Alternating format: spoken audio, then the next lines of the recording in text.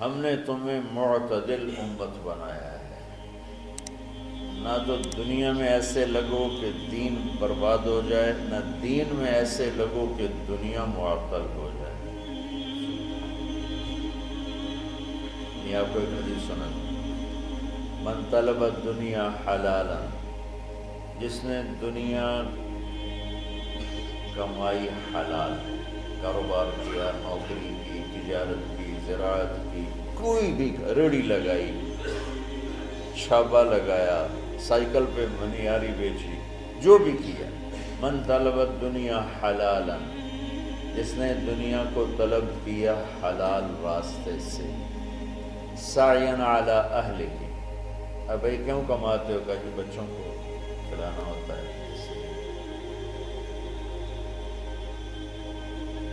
تعطفا علی جارہ، کیوں کماتے ہو؟ کہ جی کچھ اللہ کے غریب بندے ہوتے ہیں ان پر خرچ کرتا ہوں۔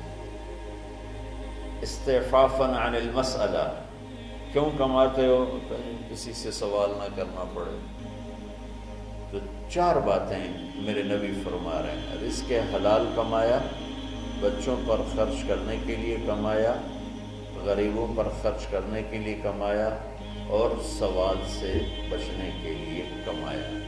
اس میں کوئی نماز، روزہ، حج، زکوٰۃ، تہجد، تبلیغ، جہاد کا کوئی ذکر ہے نہیں۔ اچھا، جس نے ان چار شرطوں کے ساتھ دنیا کو کمایا تو کیا ہوگا بھائی؟ تو فرمایا لقی اللہ یوم القیامہ ووجہہ مثل القمر لیلۃ البدر، قیامت کے دن یہ اللہ کے دربار میں ایسے پیش ہوگا کہ اس کا چہرہ 14ویں رات کے چاند کی طرح چمک رہا ہو۔ اللہ نے ہمیں ایسا دین عطا فرمایا۔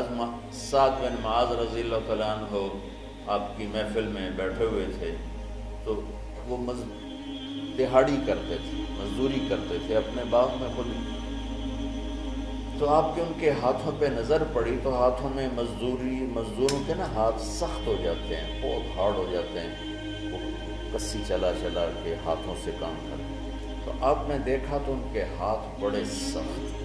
آپ نے ان سے پوچھا سعد یہ تیرے ہاتھوں کو کیا ہے؟ کہا یا رسول اللہ خود ہی مزدوری کرتا ہوں بچوں کا پیٹ پالنے کے لیے، تو وہ کام کرتے کرتے میرے ہاتھ ایسے ہو گئے ہیں، ٹھیک ہے،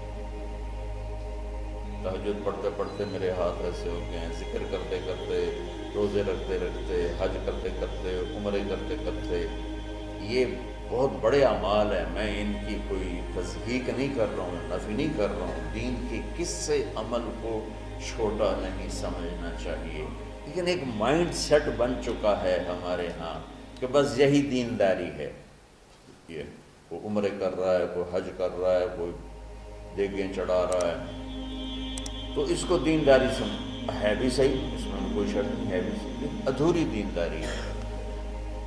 مکمل دینداری بنتی جب اس کے ساتھ دنیا کے معاملات اور اخلاقیات درست ہوتے ہیں، پھر جا کے وہ مکمل دین بنتا ہے۔ تو آپ نے دیکھو میری طرف، آپ نے سعد کا ہاتھ یہاں سے پکڑا اور سب کو دکھا کے اس کو بوسہ لیا،